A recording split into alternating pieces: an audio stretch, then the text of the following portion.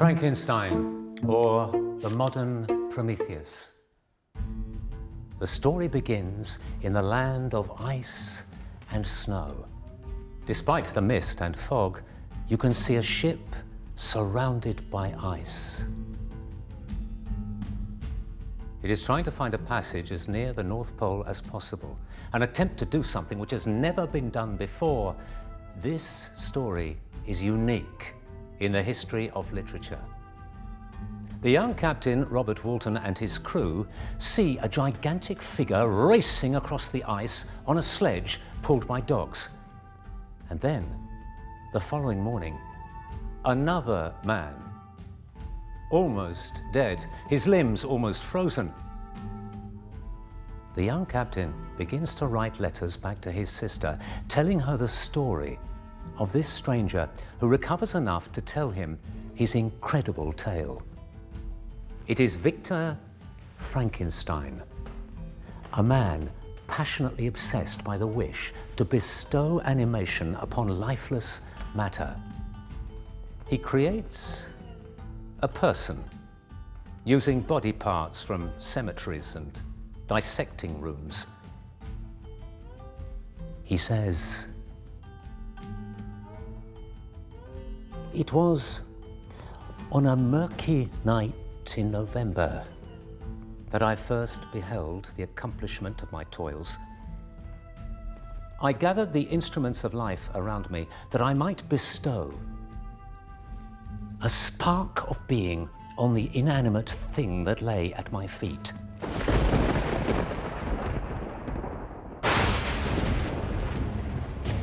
It was past 12 o'clock. The rain pattered dismally against the panes, and my candle was almost burnt out when, by the half-extinguished light, I saw the dull yellow eyes of the creature open. I had selected its features as beautiful. Great God, beautiful! That yellow skin, those watery eyes. He is horrified and flees. He tries to sleep, but is disturbed by nightmares. He dreams that he is kissing his beautiful fiancée, but it is the kiss of death. He dreams of holding his dead mother in his arms, but she is consumed by worms.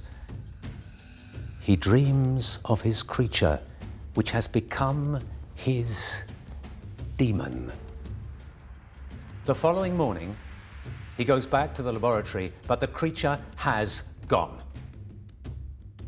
He falls ill, but is nursed back to health by his dear friend, Henry Clerval.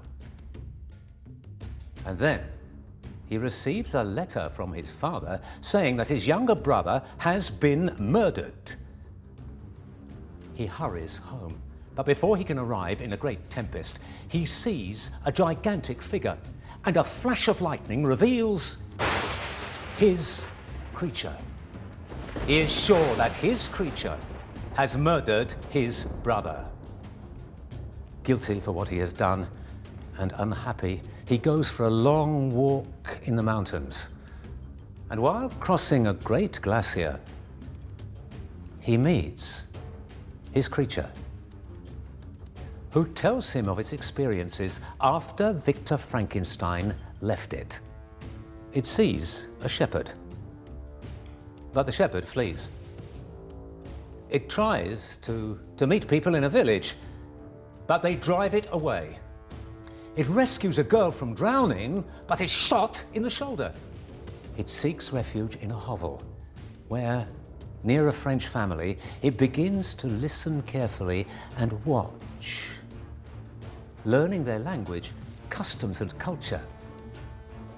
It begins to read books, Plutarch's Lives, The Sorrows of Werther, Milton's Paradise Lost. But when it tries to befriend the family, they beat it and flee. Alone, rejected, angry, the creature admits that it killed Victor Frankenstein's brother William. It asks him to create a mate for it, and promises that he and its love will live far from humankind. Victor Frankenstein is horrified, but agrees. He travels to Scotland, where, on a secluded island, he begins to create his second creature.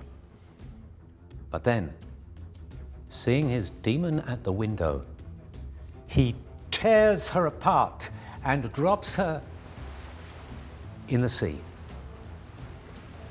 The monster swears revenge. I will be with you on your wedding night!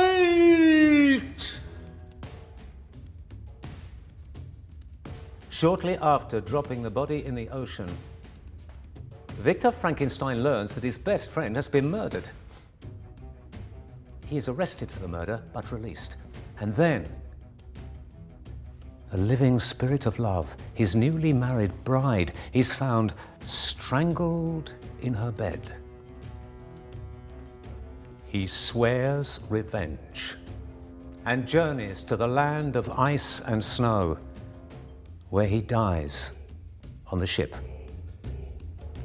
The young captain finds the creature mourning over its dead creator.